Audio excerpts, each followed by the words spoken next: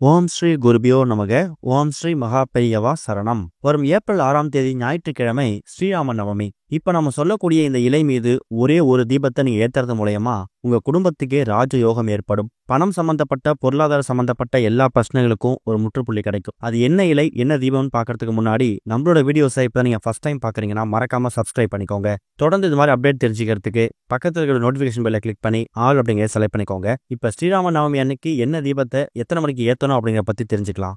வருடம் பங்குனி மாதத்துல வரக்கூடிய வளர்பிறை நவமி திதியும் புனர்பூசம் நட்சத்திரமும் சேர்ந்திருக்கக்கூடிய அற்புதமான நேரம் தான் இந்த ஒரு ஸ்ரீராம நவமி. அந்த வகையில ஏப்ரல் 6ஆம் தேதி ஞாயிற்றுக்கிழமை நமக்கு இந்த வருடம் ஸ்ரீராம நவமி வருது. நவமி திதி ஏப்ரல் 6ஆம் தேதி அதிகாலை 1:08 ஆரம்பிச்சு ஏப்ரல் 7ஆம் தேதி அதிகாலை 12:25 வரைக்கும் இருக்கு. ஆனா புனர்பூசம் நட்சத்திரம் அப்படிங்கிறது ஏப்ரல் 5ஆம் தேதி காலை 10:47 ஆரம்பிச்சு ஏப்ரல் 6ஆம் தேதி ஞாயிற்றுக்கிழமை காலையில 10:31 வரைக்கும் இருக்கு. பொதுவா ராமரை வழிபடுறதுக்கு காலை நேரம் ரொம்ப சிறப்பான நேரம்னு சொல்லுவாங்க. என்னதான் நவமி திதி ஞாயிற்றுக்கிழமை நாள் முழுக்க இருந்தாலும் புனர்பூசம் நட்சத்திரம் அப்படிங்கிறது காலையில 10:30 வரைக்கும் தான் இருக்கு. அன்னைக்கு ஞாயிற்றுக்கிழமை கட்டாயம் எல்லாரும் வீட்டில தான் இருப்பீங்க. ஒருவேளை ஸ்ரீராம நவமிக்கு முறையா பூஜை செய்யணும், அந்த புனர்பூசம் நட்சத்திரம் முடியறதுக்குள்ள பூஜை செஞ்சிடணும் அப்படின்னு நினைச்சீங்கன்னா காலையில ஒரு 10:15 மணிக்குள்ள உங்க பூஜையெல்லாம் முடிச்சிடுங்க. இல்ல எப்பொழுதும் மாலை நேரத்துல தான் பூஜை செய்வோம் அப்படின்னா தாராளமா ஞாயிற்றுக்கிழமை மாலை, அதாவது ஏப்ரல் 6ஆம் தேதி மாலை 6 மணிக்கு மேல தாராளமா செய்யலாம். கணவன் மனைவி 2 பேருமே தாராளமா இந்த ஸ்ரீராம நவமிக்கான விரதத்தை மேற்கொள்ளலாம். நிறைய பேர் உபவாசம் இருந்து ஸ்ரீராமரை வணங்கிட்டு அதுக்கப்புறம் தான் ஆகாரம் எடுத்துப்பாங்க.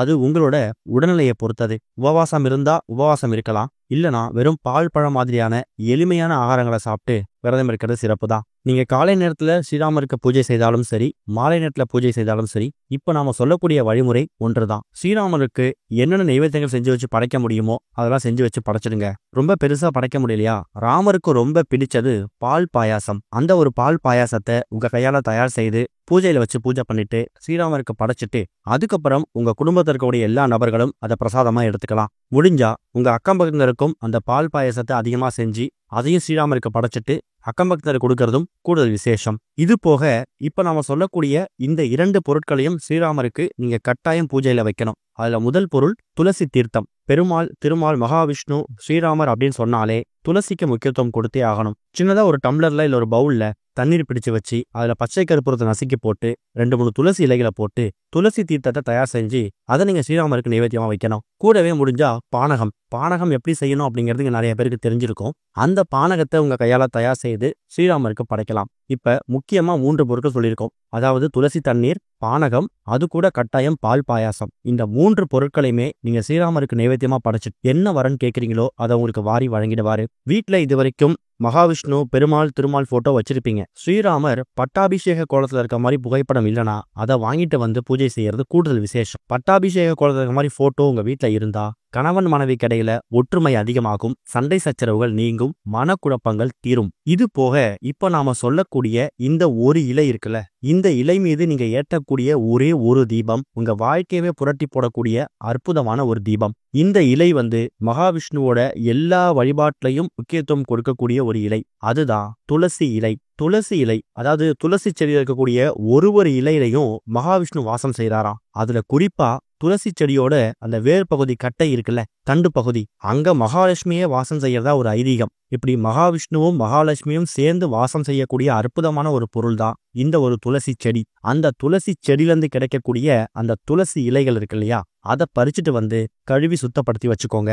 இந்த தீபத்தை எத்தனை மணிக்கு ஏத்தலாம்? ஒருவேளை காலையில 10:30க்குள்ள அந்த புனர்பூசம் நட்சத்திரம் முடியறதுக்குள்ள நாங்க வழிபாடு நடத்த போறோம் அப்படின்னா தாராளமா காலை நேரத்துல நீங்க வழிபாடு செய்யும் போது இந்த தீபத்தை ஏத்திக்கலாம். இல்ல நாங்க மாலை 6 மணிக்கு 7 மணிக்கு மேலதான் நாங்க வழிபாடு செய்ய போறோம் அப்படின்னாலும் நீங்க ஸ்ரீராம நவமிக்கு எந்த நேரத்துல வழிபாடு செய்யறீங்க, பூஜை செய்யறீங்களோ அந்த நேரத்துல இப்ப நாம சொல்லக்கூடிய இந்த துளசி இலை மீது இந்த முறையில நீங்க தீபம் ஏத்தணும். துளசி இலைகளை பறிச்சுட்டு வந்து கழுவி சுத்தப்படுத்தி வச்சுக்கோங்க. முடிஞ்சா சனிக்கிழமை, அதாவது ஸ்ரீராம நவமிக்கு முந்தின நாளே இந்த துளசி இலைகளை பறிச்சு சுத்தப்படுத்தி வச்சுக்கிறது கூடுதல் விசேஷம். அதுக்கப்புறமா பூஜை அறையில நீங்க தினமும் ஏற்றக்கூடிய இல்ல எப்போதும் பூஜைக்காக ஏற்றக்கூடிய காமாட்சி அம்மன் விளக்கு, குத்து விளக்கு, குபேர விளக்கு, இது எல்லாம் எப்பவும் போல ஏத்தி வச்சிடுங்க. அதெல்லாம் தனி. அது இல்லாம இப்ப நாம ஏற்றக்கூடிய இந்த ஒரு தீபம் நீங்க பிரத்யேகமா இந்த ஸ்ரீராம நவமிக்காக ராமர் வழிபாட்டுக்காக ஏத்தக்கூடிய ஒரு தீபம். ஒரு தட்டுல நீங்க கழுவி சுத்தப்படுத்தி வச்சிருக்கக்கூடிய அந்த துளசி இலைகளை பரப்பி வச்சிடுங்க.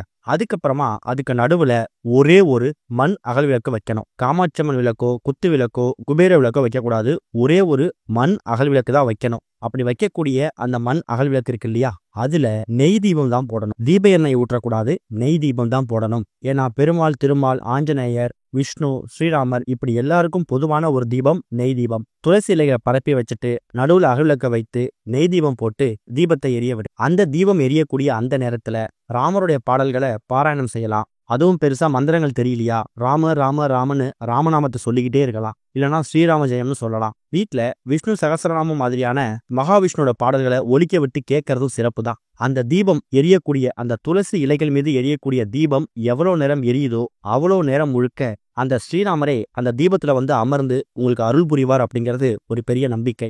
ஏன்னா அந்த தீபம் எரியக்கூடிய அந்த துளசி இலைகள் இருக்குல்ல, அதுக்கு அப்படிப்பட்ட ஒரு சக்தி இருக்கு. மகாவிஷ்ணுவையும் மகாலட்சுமி தாயாரையும் உங்கள் பக்கம் வசியம் பண்ணக்கூடிய அற்புதமான ஒரு இலை தான் இந்த ஒரு துளசி இலை.